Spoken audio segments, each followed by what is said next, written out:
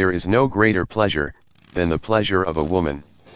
No straight man ever said on his deathbed, "Gee, I wish I wouldn't have fucked all those women." He says instead, "Please God forgive me for my sins. No, I'm not a millionaire. No, I don't have a great body. No, I don't have a big dick." This is for the guys who don't have big dicks.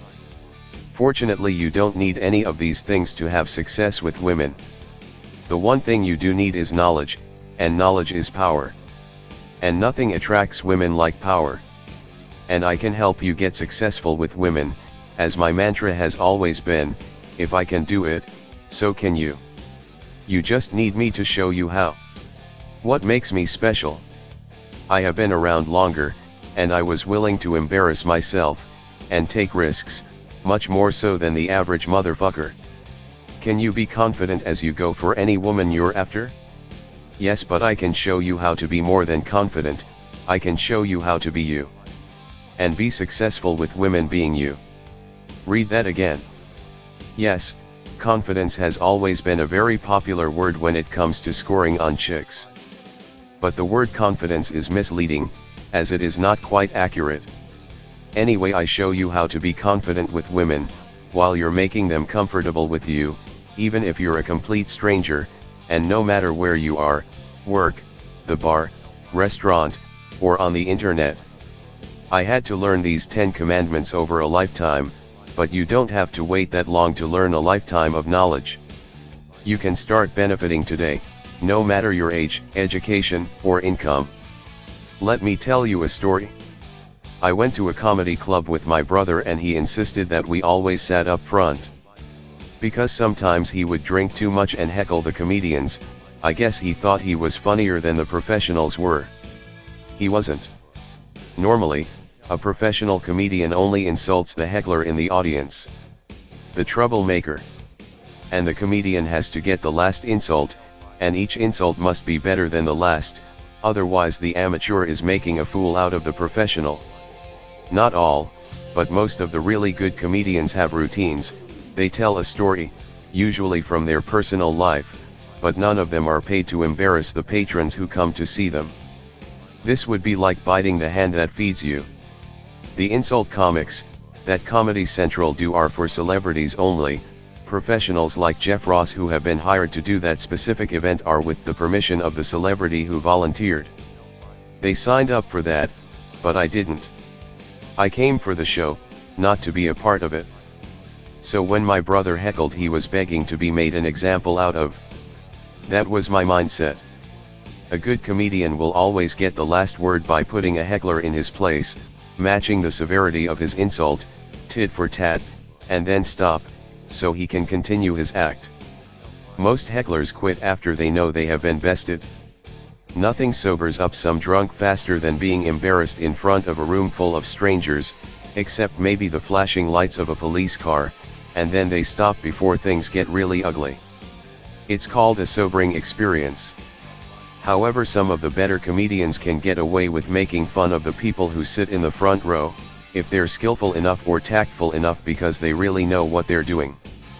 I didn't care how famous they were because I did not pay to be insulted, I paid to be entertained. Again, that was my mindset. Said another way, I didn't want to be a part of their act. Unlike the comedian, I wasn't getting paid for being so.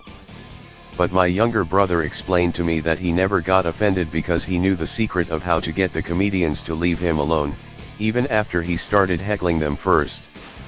What was that secret? He said that no matter what they said, he would start laughing at their jokes, even as they were being made at his expense. By showing the comedian that he wasn't offended by laughing, which was their job anyway, he was giving them a compliment. And there is no higher compliment you can pay a comedian than to laugh with them while they're making fun of you. It's not imitation, but rather appreciation that is the highest form of flattery. I was stunned. It was so obvious, from his viewpoint, I had no idea, because I didn't have his mindset. Two people at the same club both being attacked verbally, but him having a great time and me hating every fucking minute of it.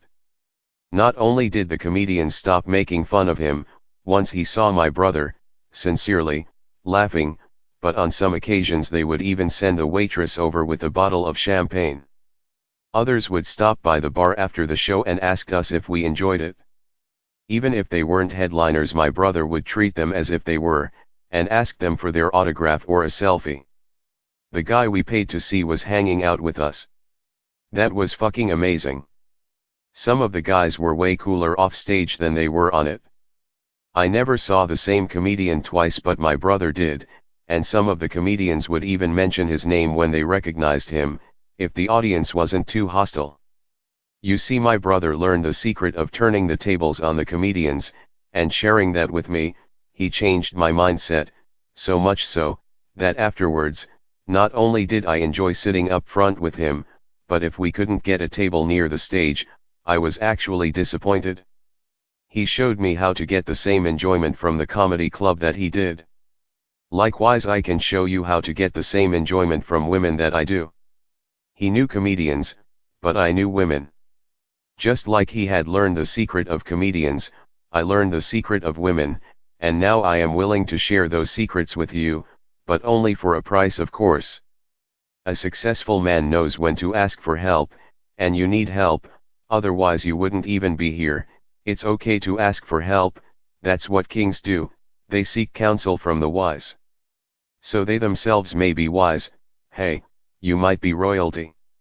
Unlike a man, a woman expects something for nothing, and they will even whine when they ask you, hey, can you do me a favor? And if you do, you have already failed her test, and she will play you for the fool you have proved yourself to be. Any fool can see the burden of taking on another man's problems, but a wiser man knows the folly in doing a woman a favor. Women are constantly testing you. A wise man shows her that the folly is hers for asking him, and not his for denying her. The 10 Commandments are about 225 pages long, and around 20,000 words. There are no illustrations. The content of this information is potent. If you knew the secret formula of Coke, the recipe might only be a paragraph in length, but that information would make you a billionaire overnight. You want me to show you how to change your life for the better? I will, but you're paying me for my experience. Or said another way, things that I had to learn the hard way. I didn't have a choice, because either no one else knew, or if they did, they sure as hell weren't going to tell me about it. Other successful men won't, because you're the competition.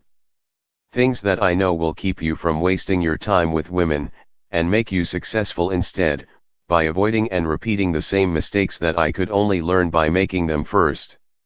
They were painful, embarrassing, and miserable. Some men may go on to have success without this book, others will not. Some men will never know these secrets. But either way, there's no substitution for experience. You can buy the ebook version or the paperback version, both are available by Amazon. Don't tell me you don't need help with women, everybody does, you wouldn't be here otherwise. Thank you for visiting.